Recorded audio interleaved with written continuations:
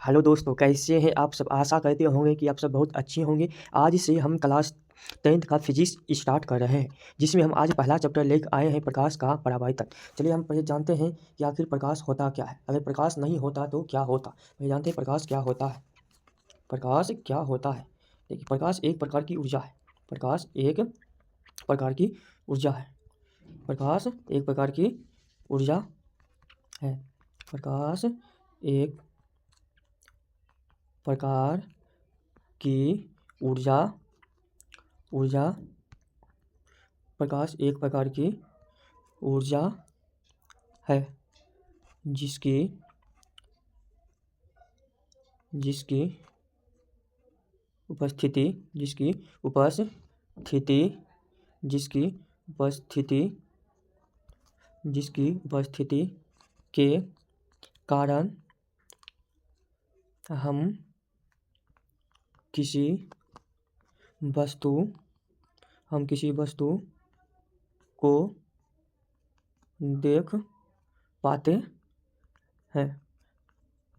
क्या है, प्रकाश एक प्रकार की ऊर्जा है, हम जिसकी उपस्थिति के कारण हम किसी वस्तु को देख पाते हैं। पता है, यदि प्रकाश नहीं होता तो क्या होता, क्या हम किसी वस्तु को देख पाते? कहिएगा नहीं। अगर प्रकाश नहीं होता तो हम किसी वस्तु को नहीं देख पाते। कैसे, चलिए इसको हम एक एग्जाम्पल से समझते हैं।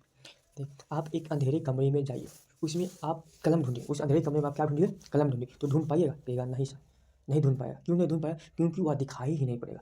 क्यों नहीं दिखाई पड़ेगा? क्योंकि वहाँ प्रकाश ही नहीं है। आखिर ऐसा क्या है प्रकाश में कि हम प्रकाश रहेंगे तो रहेगा तभी हम किसी वस्तु को देखेंगे। अगर प्रकाश नहीं रहेगा तो हम किसी भी वस्तु को नहीं देखेंगे। क्या कारण है? देखिए, इसका यही कारण है कि जब प्रकाश किसी वस्तु को पड़ती है तो वह वस्तु प्रकाश को पुनः परिवर्तित करती है, तब जाकर हम उस वस्तु को देख पाते हैं।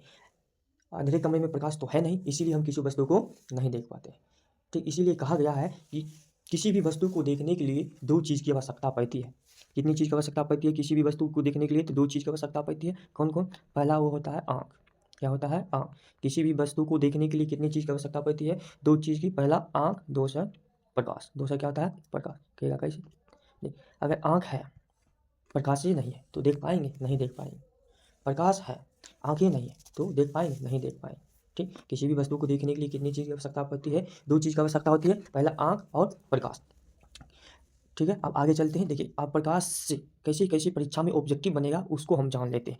देखिए, इसमें सबसे पहला ऑब्जेक्टिव बनता है कि प्रकाश विद्युतीय चुम्बकीय तरंग है। प्रकाश क्या है? प्रकाश विद्युतीय विद्युतीय विद्युतीय चुम्बकीय तरंग है। प्रकाश क्या है? विद्युतीय चुम्बकीय तरंग है। पहला ऑब्जेक्टिव। दूसरा ऑब्जेक्टिव क्या बनता है? चलिए इसको हम आगे बढ़ाते हैं।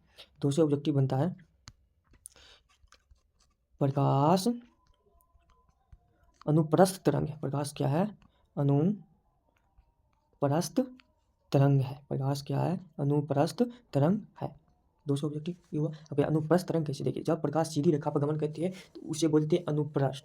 जब प्रकाश टेढ़ी मेढ़ी गमन करती है तो उसे बोलते हैं अनुदैर्ध्य, जो कि आप क्लास 12th में पढ़िएगा। चलिए आगे आप चलते हैं।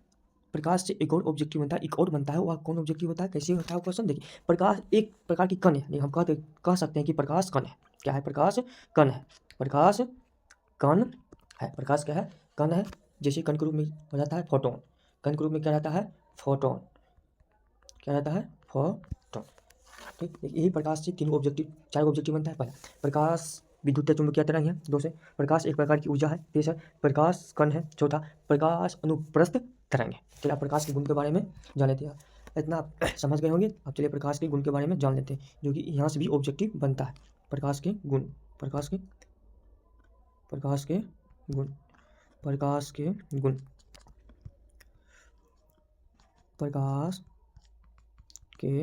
गुण।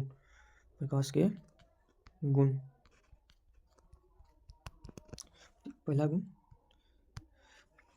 प्रकाश सीधी रेखा में गमन करती है। प्रकाश सीधी रेखा में गमन करती है। कैसी रेखा में गमन करती है? प्रकाश सीधी रेखा में गमन करती है। प्रकाश कैसी रेखा में गमन करती है? प्रकाश सीधी रेखा में गमन करती है। गमन दो बार लिखा है, सॉरी। प्रकाश सीधी रेखा में गमन करती है। पहला गुण। चलिए दूसरे गुण पर चलते हैं। दूसरा गुण, प्रकाश का वेग सबसे ज़्यादा निर्वात में होता है। प्रकाश वेग सबसे ज़्यादा किस में होता है? निर्वात में। प्रकाश का वेग सबसे ज़्यादा निर्वात में होता है। प्रकाश का वेग सबसे ज़्यादा किस में होता है? तो निर्वात में होता है। किस में होता है? निर्वात में। निर्वात क्या होता है बताते हैं अभी। निर्वात में होता है। लेकिन निर्वात क्या होता है?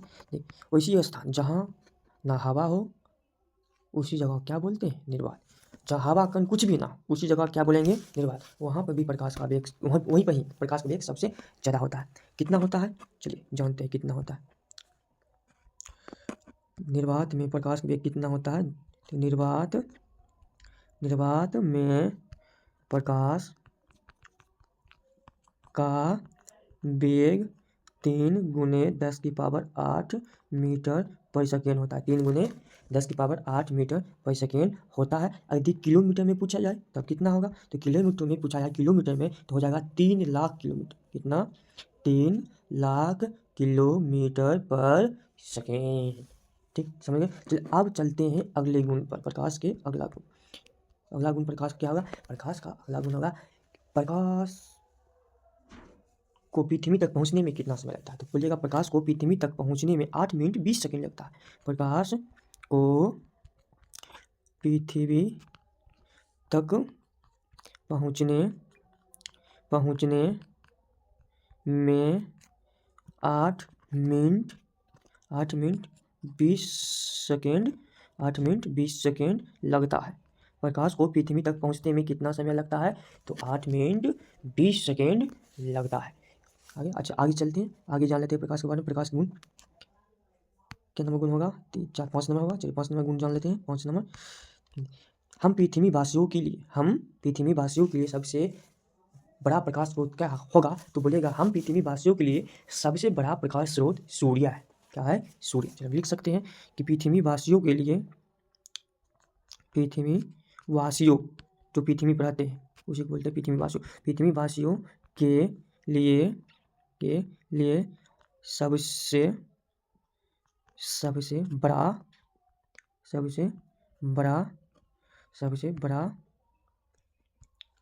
प्रकाश स्रोत सूर्य है। क्या है? सूर्य है। पृथ्वी वासियों के लिए सबसे बड़ा प्रकाश स्रोत क्या है? तो पृथ्वी वासियों के लिए सबसे बड़ा प्रकाश स्रोत सूर्य है। क्या है? सूर्य। कौन है? सूर्य है। चलिए अगला चलते हैं। अगला क्या है प्रकाश के बारे में? छठा गुण। तो प्रकाश का वेग कांच में कितना होता है? ये भी जान लेते हैं। चलिए प्रकाश का वेग कांच में कितना होता है? तो प्रकाश का वेग कांच में 2.25 × 10⁸ मीटर पर सेकेंड होता है। कितना होता है? 2.25 × 10⁸ मीटर पर सेकेंड किस में होता है? कांच में। चलिए अब जानते हैं पानी में कितना होता है? प्रकाश का वेग पानी में कितना होता है? 7 नंबर। तो पानी में प्रकाश का वेग कितना होता है? तो पानी में प्रकाश का वेग होता है 2 सॉरी इस पर क्या बताए थे? कांच में प्रकाश का वेग कितना होता है?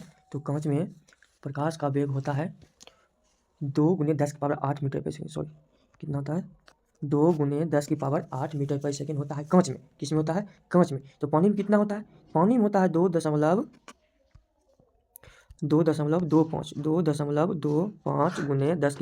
10⁸ मीटर पर सेकेंड। पानी में कितना? 2.25 × 10⁸ मीटर पर सेकेंड। कांच में कितना होता है? तो कांच में होता है 2 × 10⁸ मीटर पर सेकेंड। चलिए आगे चलते हैं। आगे क्या है? 8वां। आगे जान लेते हैं 8वां कि प्रकाश का वेग किसका? प्रकाश का वेग हीरा में कितना होता है? हीरा डायमंड।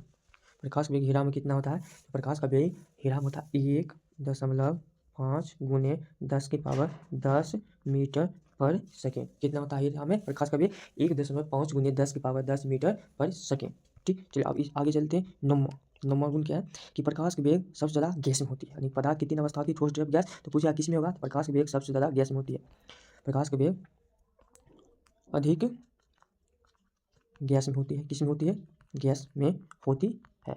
प्रकाश की वेग अधिक किसमें होती है? गैस में होती है। अगर दे दिया जाएगा ऑप्शन में, बताइए प्रकाश की वेग सबसे ज़्यादा किसमें होता है? ठोस, द्रव, गैस या इनमें से कोई नहीं, तब बोलेगा प्रकाश वेग सबसे ज़्यादा गैस में होती है। चलिए आज के लिए इतना ही, अब मिलते हैं अगले वीडियो में। बताइएगा कि यह वीडियो आपको कैसा लगा। तब तक के लिए जय हिंद, जय भारत।